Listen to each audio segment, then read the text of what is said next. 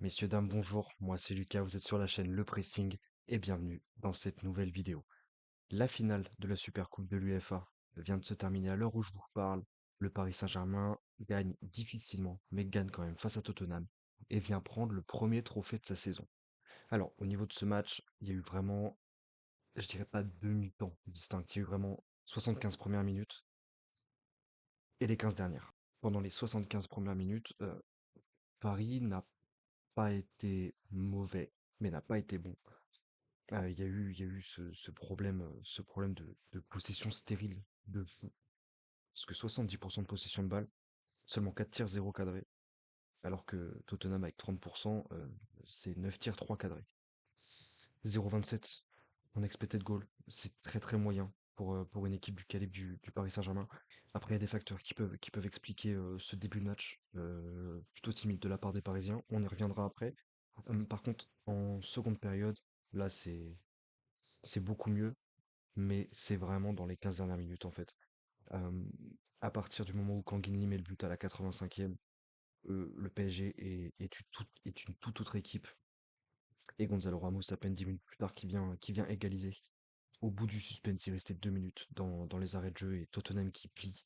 Tottenham qui plie, mais quand on voit les stats, on a toujours cette grosse possession, 78%. Dans tous les cas, c'est le jeu de Luis Enrique. Luis Enrique joue comme ça. Luis Enrique est un entraîneur qui adore avoir la possession, mais elle était très stérile jusque-là. Et après, Paris a enchaîné, a déferlé des vagues d'attaques encore et encore sur la défense de Tottenham.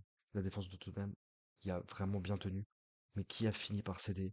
8 tirs en seconde période, 3 cadrés, dont 2 buts. Donc quand le PSG est bien plus offensif, c'est très précis. 91% de réussite dans les passes contre 66% au niveau de Tottenham.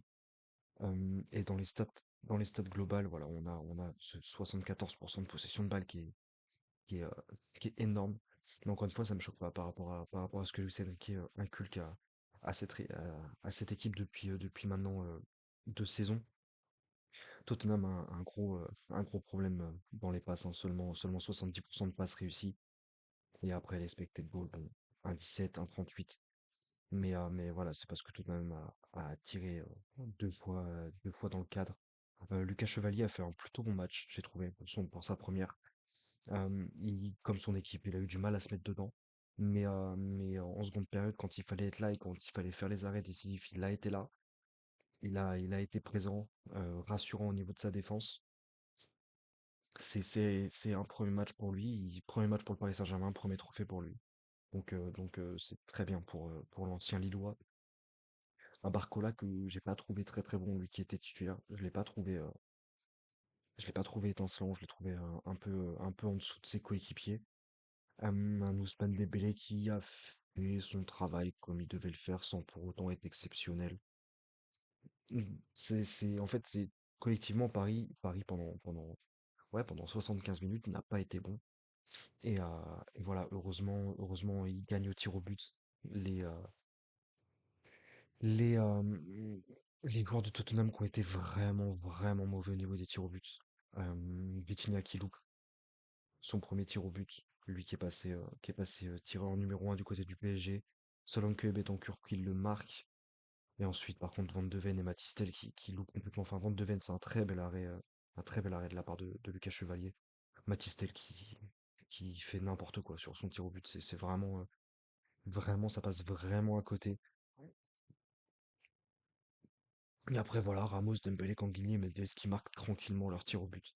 Euh, donc voilà, moi je les ai trouvés intéressants, même si, comme je l'ai dit, les 75 premières minutes m'ont rappelé les débuts d'Enrique. Le match 0-0 contre Lorient et le 1 partout contre Toulouse, bon là on est en 2023. Mais vraiment, j'ai trouvé, j'ai revu ce PSG-là du début de l'ère Enrique. Euh, Ça m'a fait un peu peur au début, je vais pas mentir. Mais la victoire est là et il faut pas oublier que Paris, leur dernier match, c'était il y a un mois, en finale de Coupe du Monde des clubs, qui n'ont pas eu de match de préparation, c'était leur premier match de la saison, euh, que les joueurs reviennent de vacances depuis une semaine, il me semble. Donc voilà, plus un match de pré-saison plutôt que quelque chose de très important, je pense. Voilà, pour moi, pour Luis Enrique, c'était vraiment plus un match de pré-saison qu'autre chose. Le trophée est là, tant mieux pour eux. Mais ouais, je pense que dans les têtes de tout le monde, c'était histoire de bien se préparer pour le match de dimanche en Ligue 1 contre Nantes. Ça devrait être une autre adversité que Tottenham, mais ça devrait être plus simple pour le Paris Saint-Germain. Donc voilà, de bon augure aussi pour Tottenham. Je les ai trouvés vraiment bons, vraiment en jambes. Euh, bien différents de ce qu'ils nous ont montré la saison dernière. Tottenham est sur une année de renouveau, je pense. Et il risque de jouer pas mal de choses en Première Ligue et peut-être en Coupe d'Europe aussi. Donc voilà, c'était un débrief très court. Je vous avoue que j'avais pas forcément prévu de faire un débrief à la base, mais, euh, mais ça me semblait intéressant de donner mon point de vue. N'hésitez pas à vous abonner à la chaîne, à liker, à commenter et à me dire ce que vous avez pensé de ce match. Est-ce que le PSG vous a rassuré? Comment vous avez trouvé Tottenham? Et voilà, moi je vous souhaite une bonne fin de journée. Je vous dis à la prochaine. Ciao.